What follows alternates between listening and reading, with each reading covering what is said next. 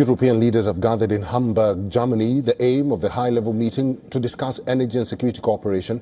As tensions surge in the region amid US President Donald Trump's ongoing push to acquire the Arctic island of Greenland.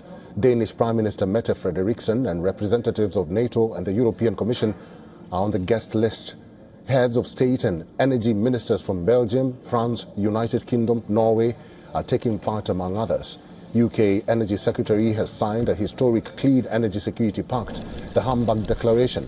The pact has been signed with European allies to bolster energy security for families and businesses across the United Kingdom and Europe in an era of global instability. It's the third such summit that takes place in the German city of Hamburg for the first time. The summit was created as a result of Russian invasion of Ukraine in order to help Europe reduce its dependence on fossil fuel imports, particularly from Russia. The region has long worried about threats posed by Russia, but more recently tensions have surged over Trump's push for Greenland in what he calls an important aspect of national security for the United States.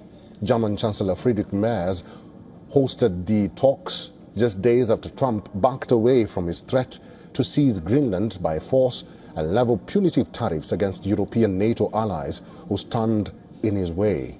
Last week at the World Economic Forum in Davos, Trump derided wind turbines and the Europeans that install them as losers.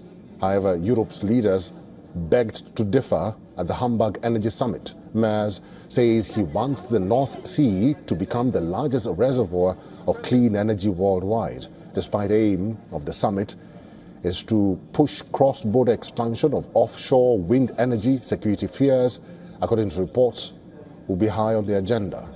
This is the North and adjoining Baltic seas have long been the targets of hybrid attacks widely blamed on Russia. Cargo ships linked to Russia have been suspected of sabotaging undersea communication cables and conducting surveillance of critical infrastructure.